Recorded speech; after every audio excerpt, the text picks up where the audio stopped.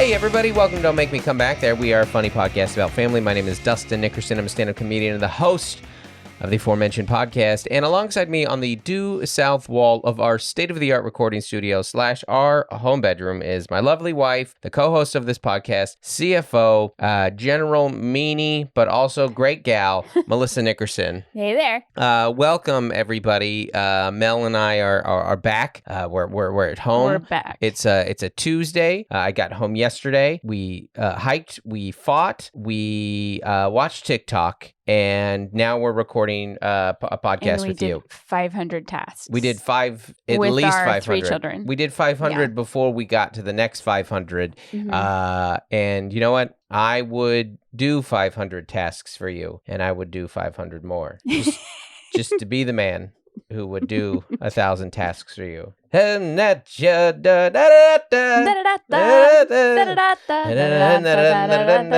for tuning in, everybody. We have been that band who did that song from, I believe, the Benny and June soundtrack. Anyways, appreciate you guys tuning in. That's rich. Yeah, hopping in the back seat here. Backseaters, you were wonderful. Thank you for sharing this podcast. It's been growing quite a bit lately, and we're very, very grateful. I know that it's all you because I put zero money into marketing it. Yeah. There's no dollars behind that. There's been some time on sharing some social media stuff, but ultimately, this podcast spreads by you. Organic growth. Yeah, exactly. Just by you saying to your friends, to other peers that you have, to other moms and dads in the pickups and drop-off lines, to your gym mates, the Little League dads, to your moms, your people who are just getting, drinking in a Guinness in a pub in Ireland, wherever you're at.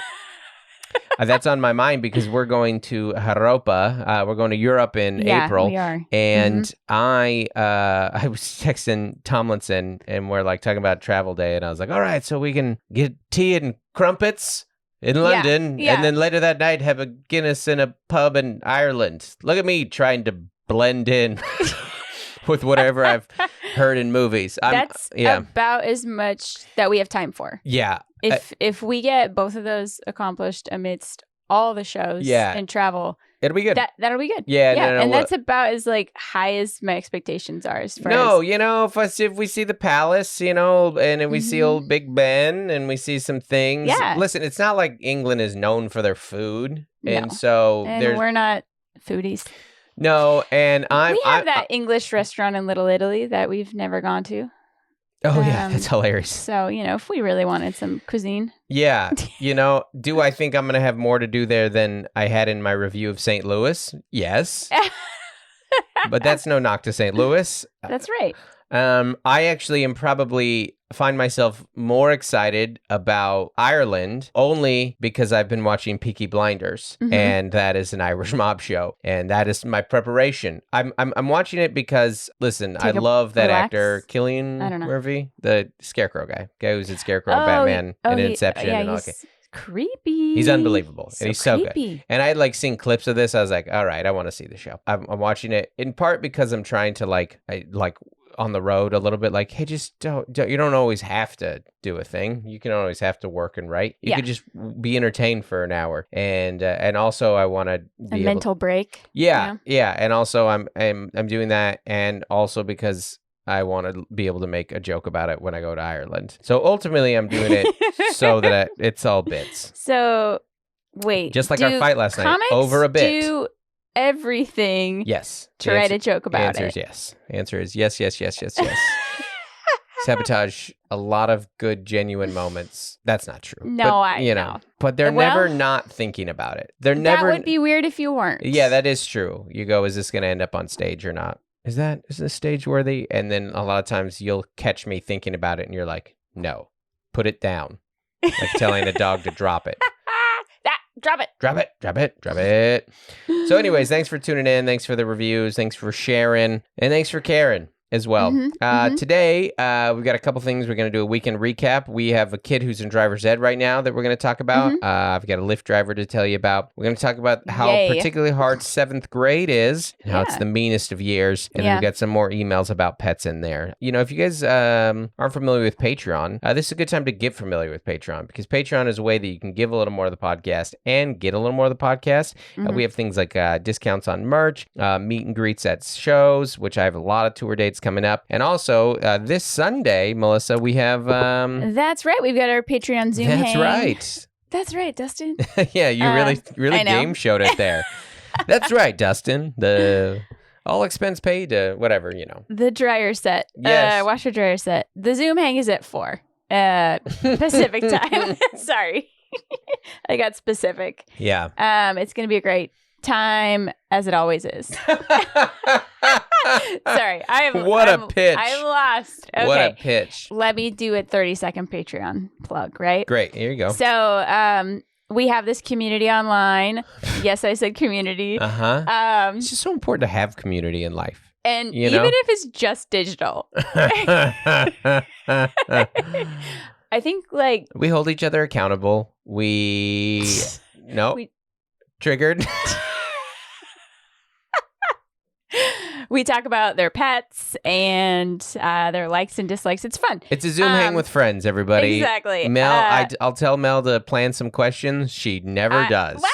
She never does. No. Last time I always have a running list. No, last time you had people bring senior photos, and that was a good one. Yeah. And then remember Isaac's was like, we're like, Isaac, yours are from a few years ago. You're missing the point of this. Isaac's a baby. Isaac is. Yeah. We've got some parents on there. We've got some non-parents. We've got some married folk. We've got some single folk. We've got. You know what's the most touching right now is that we've got a dog. Dan and his wife are separated by deployment. Yeah, and was they nice. Zoom. Yeah. In, which is like crazy. It was really nice. Yeah. And Dan, I don't know what time it is in Korea. when you tuned in, but thank you anyways. Yeah. But yeah, it's fun. That's this Sunday. It's a good time. If you support the troops, you'll join our Patreon.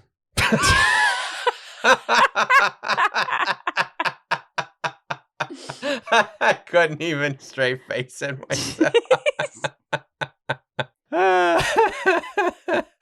All right, let's move on. That one made me laugh. If that one made it in and it didn't get it edited out, know that former U.S. Air Force Stephen English kept it in. So don't get mad at me. Anyways, check out our Patreon. Upcoming headlining dates, ladies and gentlemen. I have the first one before the tour starts, February 8th, Denver, Colorado, Comedy Works, downtown. It's like a Wednesday. I know it's a challenge to get on a Wednesday, but get there, people. Just come on out. We'll have so much fun. And then if things sell well, the next time I'll do a weekend. But you're like, guys, it's a Wednesday. But this is how my business works, Denver. I don't get to do the weekend until I do well on a Wednesday. And you show the club that you can sell tickets. So come on out. If you want a weekend, come Wednesday. Come Wednesday. Okay. So I'm going to list a bunch of these in order because we have a few new ones on sale. And then I'm going to go to my email because some of them aren't on my website yet. So they're not going to be in chronological order. But upcoming tour dates starting in May. May 18th, we're starting in Tulsa. May 21st, Oklahoma City. May 23rd, Brea, California. May 25th, Omaha, Nebraska. May 26th and 27th, Des Moines, Iowa. Then we go to June 13th and 14th, Chicago. These just went on sale. And June 15th, Rosemont, Illinois. And then we go to June 16th, 17th, San Diego. June 18th, that's Father's Day, everybody. Los Angeles. I don't think that was on sale last week. So Los Angeles, that's we're calling it Father's Night. June 18th, that's a small room, so buy tickets. Then we go to Florida, June 21st, Orlando. June 22nd, Tampa. June 28th, Charlotte. July 1st, North Charleston, South Carolina. July 12th, Liberty, that's Cincinnati, Ohio.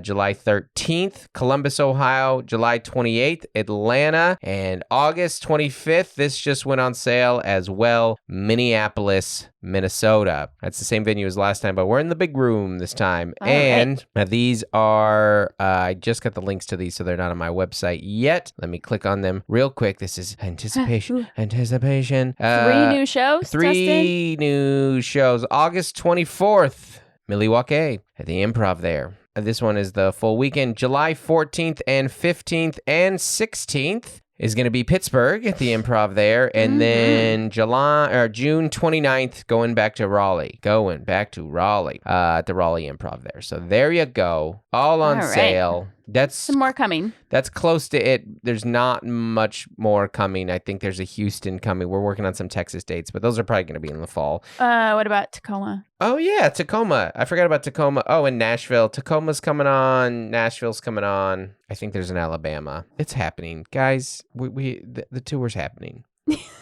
You get it. So that's that. I want to do a little bit of a weekend recap because it was an exciting one.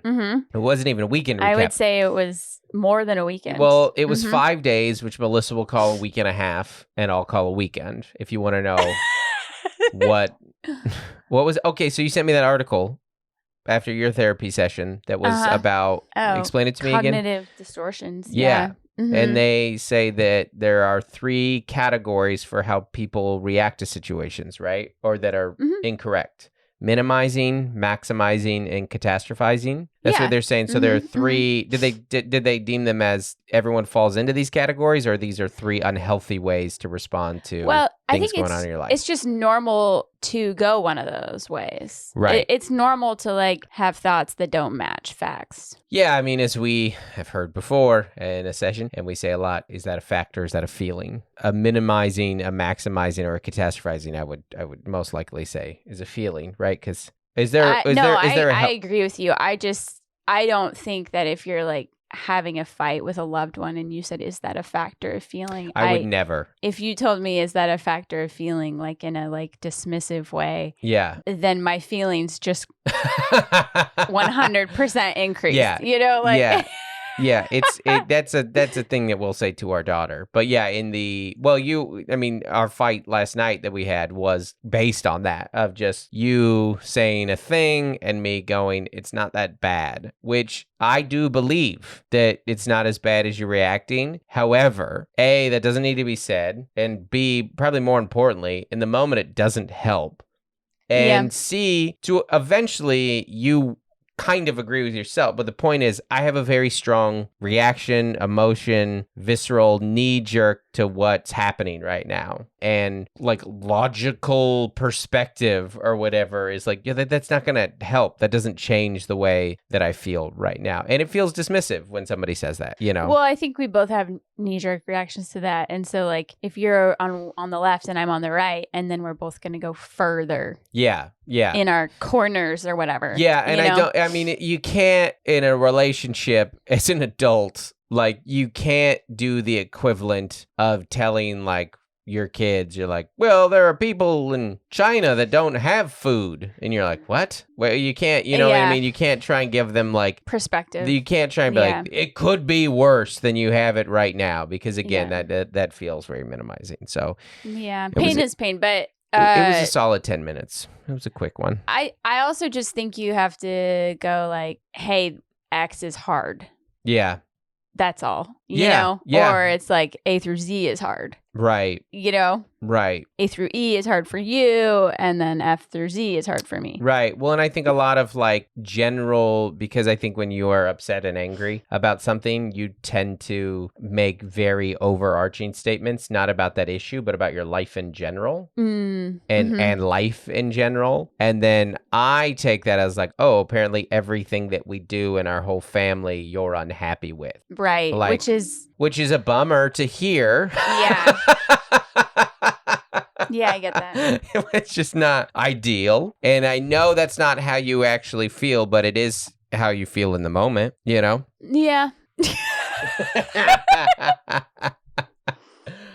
I apologize for what I said. No, that is not true. You did not apologize. No, I did. I did this morning. Oh. That's your new move. You did that when we had a fight last week, too. Hey, at least I'm trying. You apologized, but I was so last night ended up weird, and you were yeah, sorry about that. Hey, I'm trying. I never, in your defense, I've never been one who has been thank you so much for saying you're sorry. I'm you don't mean that. Exactly.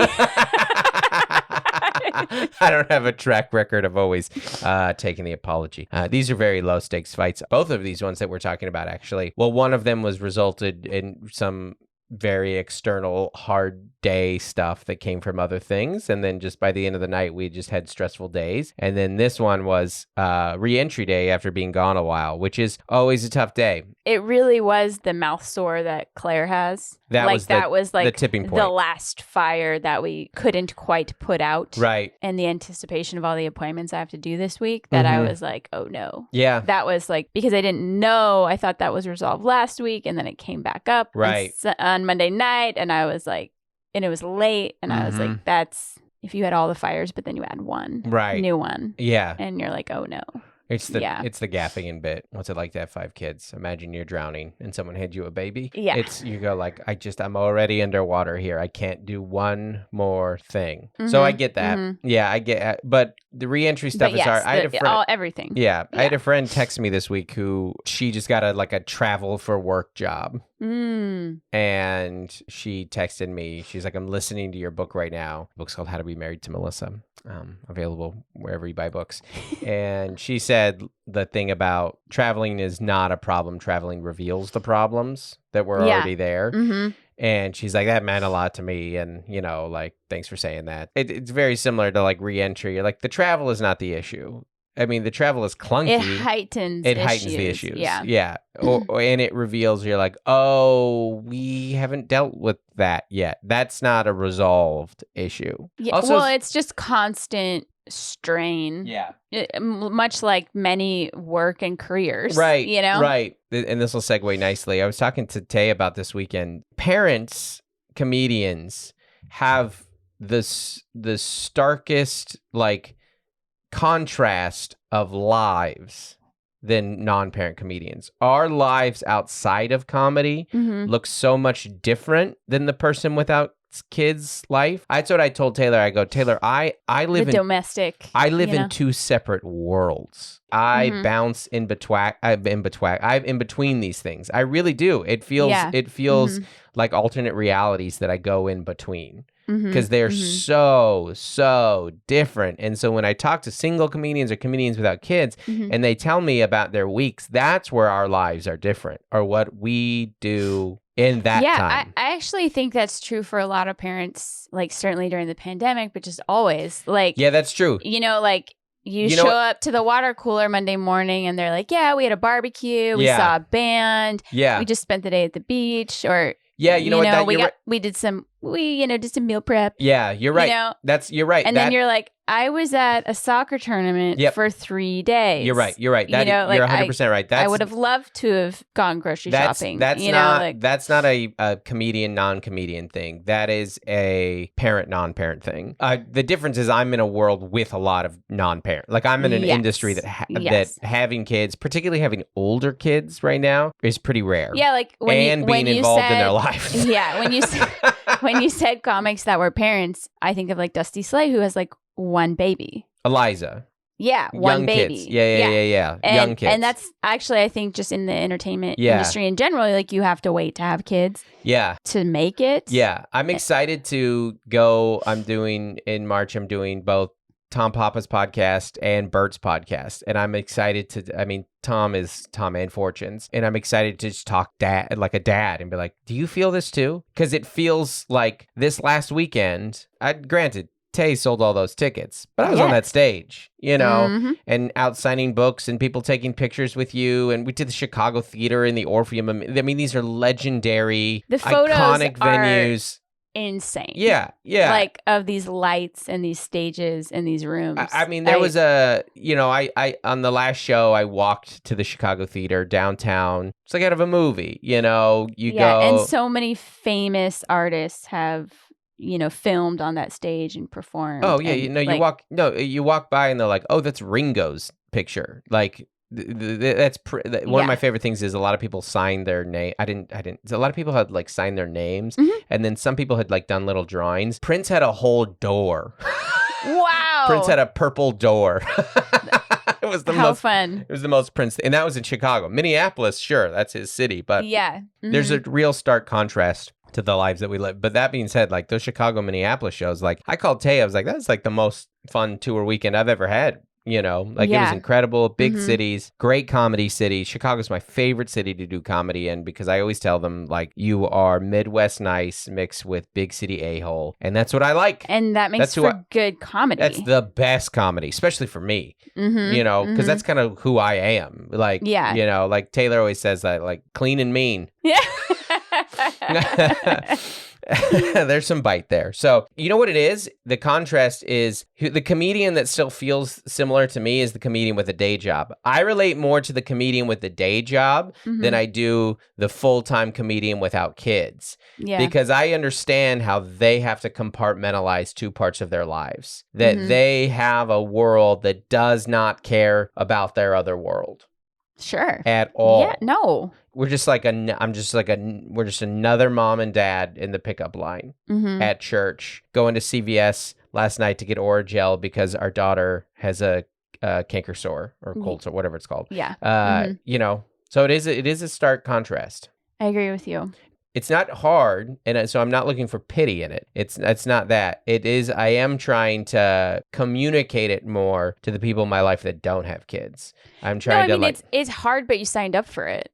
You know? Oh, yeah. I'm not a victim in that scenario. Yeah. Right. I mean, like, you're literally giving all of your time and energy and resources to the next generation. Yeah, you know? I guess I feel like sometimes we do spend a lot of our emotions to the non-parents in our life just trying to communicate how life-altering it is. It's an absolute like reorientation of everything. It really is. It's almost like being reborn in some ways. Like we said this in the book, right? It was good. There's nothing that I've experienced, at least, that can change your life more than having a child. Nothing. Not at least if you're a good parent. Yeah. You know, you can be a bad parent and have it not affect your life in any way whatsoever, you know, and just not be part of their lives. But if you're truly going to care for that child the way it deserves to be cared for, then that's a good way of putting it. It's not that your life changed. It's that your life got reoriented. It's like turning the car a different direction. And that direction is to the grocery store. Again, over and over. For the most expensive groceries you've ever seen. Biden's inflation, am I right? Huh? Eggs. Anyways, that being said, thank you for all those people that came out to the shows. There were some Patreons there. Tiffany was there selling merch. It's great to see you, Tiffany, there. Matthew was there in Chicago. Awesome. For the life of me. Yeah. So Salza, I always think your last name is how Melissa says Salza. So there's some patrons there. We saw some folks, and then some just general fans. And then, like I said, we do have follow-up shows in those markets. June, Zanies. Tuesday, Wednesday, Thursday. Good routing. I go from Chicago to San Diego. So... Okay. That's great. That's that. It was a big old weekend. Part of the reason that re-entry is so hard is you remain in that world, the domesticated life, of which I spend, depending on the month, 50 to 75% of my time in. That's a good example of, we didn't even explain that more, but maximizing, minimizing. I want to. I think that's very interesting. I'm a minimizer. If we're saying with problems, no matter what it is, your nature leg could be cut off, and you would be like, it's fine. At least I have one leg. Some people don't have any legs. And you, how would you respond if? I mean, that's a bad example because if your leg got cut off and you freaked out, you'd be like, that is a. Now I feel weird because I'm not trying to minimize somebody who lost a leg. That was nope, Melissa. Nobody listening thinks that. Okay, you use that as an example of that. That's how I would respond. You to would things be like, that. It's fine. Yeah, but your nature is to make a thing worse than it is. Yeah. I think what happens is because you hold on to old pain and suffering. Yeah. That I wash out faster than you do. That when a new thing happens, you're not just taking in the new thing, you're adding it to the pile of everything that's ever bad and hard happened to you. And I do that to protect myself, which... It doesn't feel like protection. I don't know, for some reason, I'm like, well, if I continue to live in the past with old hurts, then these new hurts won't hurt as much. Right. but it doesn't work. No, you just add the new hurt to the pile of old And I hurt. also just I feel so deeply, always. When you feel constantly. When you feel a new pain, you feel all your pain ever at the same time. Every pain you've ever felt. I project it. Every pain you have ever felt to my poor loved ones. Yes.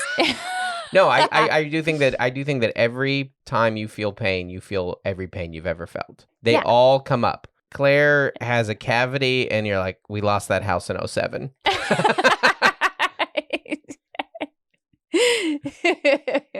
But I don't think you catastrophize, which is everything is terrible. My life is terrible. You borderline catastrophize sometimes. I think I internalize and I don't know. It really is the maximize and minimize is perfect because it really is the windows on your computer. I go minimize, get that out of here, and you go full screen. Yeah, I mean the Claire cavity, I'm like, and then catastrophizes. That tooth looks so bad. Yeah. We are bad parents. No, and then catastrophizes full screen and then puts on is VR. Yeah. Like, I'm in it and I'll never get out of it. Yeah, there's no way out. But like I told you, I was like, yeah, the dentist has seen that though. Like, she has a disappointment. No, I know, but like we know the dentist, and I'm like, I don't want to look her in the eye. That's hilarious. Well, I'm like, oh no. Oh well, no. I think that is. You know how I tell you all the time that I worry about feeling dumb. You feel judged a lot. You feel judged in circumstances you are very much not being judged. I'm judging myself. Yeah. But no, you also worry about others. No, you think other people are judges at a scorer's table just waiting to hold up a number on your performance on how you crossed the street that day. Yeah. Because people are judgy. You're getting judged more than I think we are, but we're getting judged less than you think we are. It's true. Yeah. Yeah, and the catastrophize it's like would literally her job. Yeah. To fix teeth. Right. For children. Right. And then catastrophizing would be that their judgment actually matters and it can ruin your life because Lord knows what somebody thinks of you does not matter. Or your child, which, you know, this weekend we were talking about, it was from the couples counseling on Taylor's podcast. When I was on shows, yeah, at your live show, where women get judged more by their children. Moms get judged more by their children than dads do, but dads have other judgments that are placed on them. I do think that unfairly. There are a couple elements within the gender judgments that less is expected of dads. There's no doubt about that. Right. Yeah. You know, for better or for worse, the bar for being a good dad is pretty low. I saw like Chelsea Handler has a new joke in her special, and it's like, I'm not a parent. I don't think I can be a parent. And she's like, but I could be a show up and take the kid to Disneyland dad. Yeah. You know, like, she's like, I would sign up for that. Right. Not like the mom parent. Yeah. You know, or like the hands-on all. Yeah. You know. I think that's changed a lot societally. I think so too. Absolutely. But not fully. You can feel the judgment, but you're like, well, okay. But I mean, you still have to make those decisions on how you're going to move forward. Yeah. But, I think the expectation, for better or for worse, and I know that this is changing, the stereotype of the deadbeat dad exists. Yeah. I think the primary pressure for a male in American society, Western society, is money. That's the thing. The status. Yeah. You know, and height. But I think that is changing. There are way more female breadwinners than there used to be. If we're just dealing in pure trope thing, like this is what I said in that, you know, and I said to Tay kind of backstage and on stage, I think that a lot of the pressure that women feel about a way they should look, the beauty standards put on them, men feel that on how much money they should make, and that they need to provide, and they need to be the breadwinner, and they need to pick up the check, and I'm not, again, we're dealing in generalizations here, and I know this is changing, you know, and so that would be the dad equivalent of like the most insecure I felt as a dad. I've always been an involved dad. And like far more than any parenting mistakes I've made have been the years when we didn't have a lot of money. And when I'm like, well, I'm not good enough. Yeah. I'm not making enough. But, coincidentally, these were the years where we were at a mega church that was saying you had to be that way while not paying me enough to be that way. Right. You're like, Only you gotta make the this money. You male gotta can provide. work. You gotta provide for Yeah. your family. And you're like, okay, yes. And like, you need to have some kids. Okay, yes. Melissa needs to quit her job. Okay, yes, great. Ha! I need more money. You're not paying me. You're not paying me enough to tell me to do these things. I shouldn't have done them. Well, she should have kept her job. This was a mistake. I get that. We should have gone to that nice coffee shop church quest down the road. We made a huge mistake.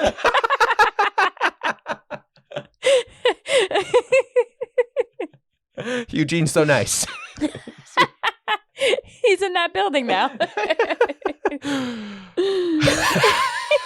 This actually, I was going to say, this parlays nicely. You were very much, I got like a little bit of that world before I left, and I left on a Wednesday, but like you did a big domesticated life thing. And I was telling Tay how I did one lesson with Joel, like a driving lesson, and then you took him out driving. And now Joel is of age. I mean, Joel turned 16 in May, and he can get his license in June. You did a driving lesson with him where like a guy shows up and takes him out for an hour or whatever. 2 hours. 2 hours. And I would have never assumed to go. Picking a driving school was actually really difficult because they're so different, and I don't want to spend too much time on this. It's not in school anymore. You're responsible for educating your kid if you want them to get a license before 18 how to drive. And a lot of people don't because it's very expensive. And one of the schools I called, they wanted essentially $200 cash every driving lesson. Cash. That's so sketchy. And I was like, that but seems anyways, a little... we got a really good one because they just like over-explained the process, and the process is very difficult. And this guy came out, he'd been teaching kids to drive for 39 years. Wow. So he's like retired, but he likes driving, like teaching kids to drive. This guy took Joel up like the highest hill in La Mesa behind the schools. Yeah. And Joel was driving. Yeah. And it was terrifying. And then he had him park on the hill. Hold on. So he had a brake, right, on his side? And he used the wheel quite a bit. That's what Joel said. He did grab the wheel He steered a lot. Yeah. Yeah. Like he would just reach over and grab it? He essentially just had a hand on the wheel at like every turn. He was in the passenger seat with a hand in the wheel. With a hand on the wheel. Wow. Yeah. He was like, I don't like parking lot driving unless you're doing like figure eights, which is hard to do in a parking lot. Like we did a couple sessions in a parking lot with Joel. The second one was in the dark, which was absolutely my mistake because it's winter and he's busy with school and sports. Right. And I thought that the overhead lights in the parking lot would be enough. Yeah. Which, this is like Joel's our guinea pig. Like we don't. He was our firstborn, and he couldn't see the brake and the gas pedals because it was dark. Oh, funny. And you don't want to freak out when your kid's driving. Like you have to stay calm because like what if they just hit the gas because you did not adequately provide them enough light to see the difference. He did not hit anything, thankfully, like, concrete or anything. Yeah, he had him like switching lanes on a 2-lane road, University. Oh my gosh. An ambulance came by and he had to pull over. Our street is super busy and he like parked on it. It was terrifying. Yeah, like I spent 2 hours like freaking out in the back of that car. But it was really good because we have to do all these hours with Joel and driving, but in the next lesson he's on the freeway with him. Wow. And so he has to get 15 to 20 hours in with us before his next drive, so like Joel, in March. Yeah, so Joel can now drive with us in the car legally. Yeah, once you get the first driving lesson done, you have your permit. And you're in the car. He has his permit. So you can learn how to teach him? Is that the idea? Yeah. Okay. And then the girls. It's parent required. The girls, no, you don't have to be in the car. Oh. But we have to log 15, 20 hours with him before the next lesson, the next driving lesson. Okay. So, and the funny thing is like Joel is like our most thoughtful kid. He can drive me to LA tomorrow.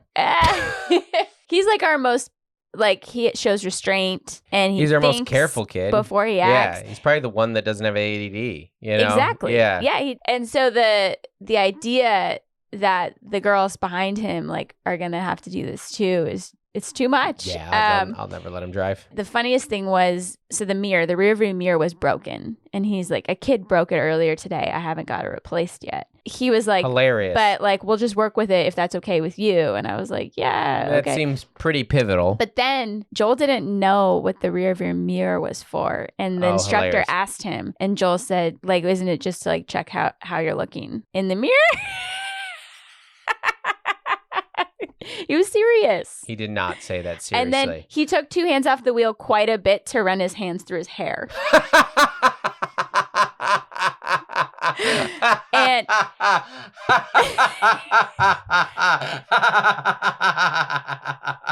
it's like, it's 9 and 3 now. They want the kids doing 9 and 3.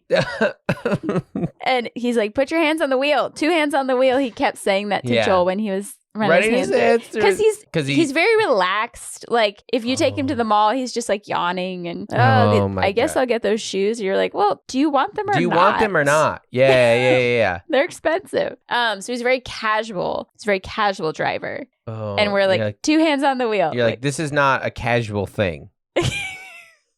Oh my gosh, that's the funniest. I died. We should not have raised children in San Diego. This is our fault. Mm-hmm. It's just a giant beach city. They're so chill. They're too casual, man. Just too. It's too nice. Oh, did I miss that meeting? My bad, bro. Eating a California burrito, man. The 5 was awful. Dude, the bearings in my longboard were loose, bro. Sorry, it took me a while to get here, man. Bearings. I can't go, man. Tide's in, gotta go. It's good surf today, man. It's just too casual. Yeah, it really is. And that's on us. Tasting some new hazies at Stone today, bro. I can't go in. Can't make it to work today, man. That's so funny. Was it that my first thought was sitting for 2 hours with like a professional driving instructor would have been like, I would have learned a few things. No, I did. Yeah, I learned how to like talk to him. Like, no, I mean just I don't mean about teaching Joel. I mean just like driving lesson, like what to do on a. Can you pass during this time or no? He was quizzing him. It was great. Yeah. Yeah. The first thing he did, he was like, okay, let's start the car. And then he's like, well, you just failed your driving test. And Joel's like, huh? And he goes, well, my seatbelt isn't on. Oh. So it's his. So the first thing you got to do in the car is make sure everyone's got their seatbelts on. Hilarious. Before you turn on the car. Oh, yeah. And SMOG. SMOG stands for signal. I don't even remember the second one. M. Mitigation. I failed. The S in SMOG is signal. I know that. He said smog a lot to Joel. Because if you're going to leave a curb, if you're going to change lanes. Joel did a 3-point turn. Signal, mirrors, over the shoulder, and go. Smog. Signal, mirrors, over the shoulder, go. So that's how you change a lane. Mm-hmm. Yep. Or leave a curb or... I don't know. I'm learning. I'm terrified. Yeah, there's so much of driving that's so scary. When your kid says like the rear view mirror, that's probably just there to check how you look. You're like, well, you should probably not get your license till you're 3 years from now. It's just like it's not that you can walk to school. It's not that you got it wrong. It's that you thought that might be the answer. And then you go, you might not be ready for this. I'm going to try and practice with him every Sunday afternoon. Well, that's nice. That's a nice goal, isn't it? That is a nice, goal. He can drive us to the photo shoot this Sunday. And the Zoom hang. Patreon Zoom hang. Hilarious. We'll be in the car and Joel will be driving. Could you, those of you backseaters who have older kids, could you send us I want to hear more stories about your kids learning to drive and what it was like and how you stopped being terrified of it and did they get good quick? And I know he's going to improve. Yeah. There's no way but up. Listen, there are also just bad adult drivers. There's some people that are just bad at driving. Yeah. I know a couple, and you're like, you're not good at this skill. If you have one of those, you're just like, hey man, you got a bus pass. You got to go live in New York. You don't have to have a car in New York. He wants to live in New York anyway. So if he was bad at it, you're like, just don't even get a license. I don't know. All right. I think most of driving is just looking ahead. I think that's most of it. Yeah. But you got to learn how to turn. Got to learn how to, yeah, I think it's looking ahead and, if there's an accident in your past, not to dwell too much on that. And not to let that affect your path forward. Stay in your lane. Just keep going ahead. Just because there was an accident in the past doesn't mean there will be an accident in the future. And if you had, I know, but I've been rear-ended by a lot of college kids in this city. That's true. But if you had an accident in the past, if you had a big hard accident in the past, if you get in a little minor fender bender now, you don't have to feel that old accident in the past with that fender bender now. Those can be two separate things. You can feel just the fender bender pain, not the old accident pain. Let the past die. Yeah. Star Wars. Let's do a couple of emails, everybody. The pet debate rages on in the Nickerson household as we still try and decide. We're trying to figure it out. 2 weeks ago, we proposed to you guys, the backseaters, the Nickerson family debate right now, which is guinea pig, hamster, turtle, fish. Our most recent leaning was fish, but we are still taking in emails here. So shoot emails at dontmakemecomebackthere@gmail.com. This email right here is from Tara, or maybe Tara. I don't know, Tara. I don't know. Subject is, you're wrong about escaping turtles. Hi, Dustin and Melissa. I'm a new fan of the show and live in Guatemala. Nice. Amazing. I love the show because it's real, hilarious, and too relatable. Thank you for all you do. You're welcome. Thank you. I just want to let you know that you're wrong about turtles. They escape. When I was 9, I had put the rock too close to edge of Splishy number 2's bowl, and after 2 days of searching, he was found alive in my closet. The next time he escaped, yes, there was a next time. My mom found him a year later under the couch, obviously. Oh, no! A year later. Oh. Yeah, I've seen videos of turtles climbing rocks. They're the sides of cages. They're really good climbers. Oh man. Who knew? I'm so sorry knew about your turtles. All right, this is subject right here. Pet spider. Nope. This is from Bernie. We'll give Bernie a shot here. Hello, Dustin and Mel. I've had dogs, fish, lizards, cats, guinea pigs, rats, hermit crabs, frogs, and a spider. My favorites as a teenager were definitely the fish, pretty and low maintenance, and the rats, friendly, don't bite, and only live 2 years. As a parent, I'd advocate for the spider. It was just a big jumping spider I caught in the garage and would feed it flies, bugs I caught, etc. When I got bored of it, I just let it go. Under no circumstances would I recommend a guinea pig. It was the only pet I rehomed. They were not that friendly, very loud, and they live up to 8 years.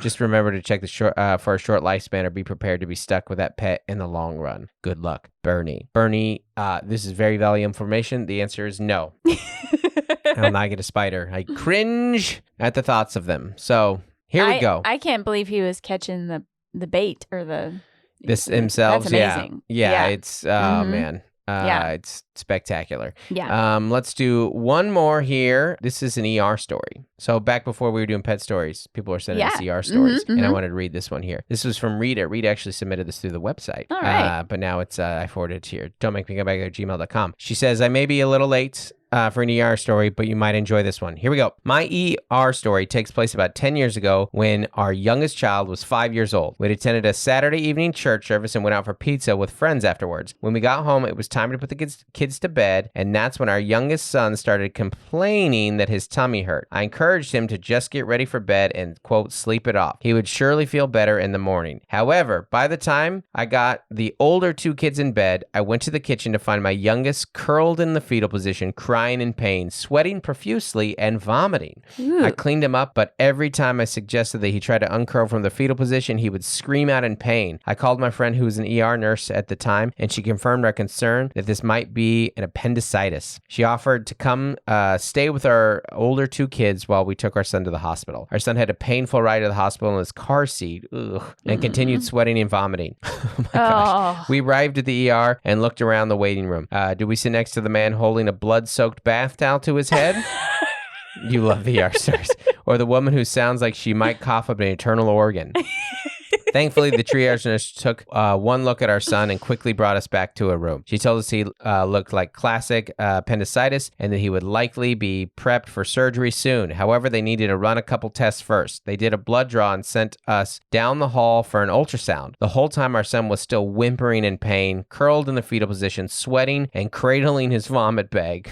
The nurses were fantastic, trying so hard to move him quickly towards the surgery room. After about 2 hours in the ER, my husband and I were sitting with our son, and the nurse was getting some pre-surgery masks completed as they waited on a few test results. Our son squirmed in his bed a bit, and all of a sudden, we heard the most massive fart come out of him, and the room filled with a stench I cannot describe. We all looked over at him in shock and horror, at which point he sat straight up in bed and announced, "I feel great now." The doctor and nurses waited for all the tests to come back before they would release us, but my husband and I knew we had just spent the entire night in the ER because our son had gas problems, and our family now looks back on this adventure as the night of the $1,000 fart. Oh my gosh.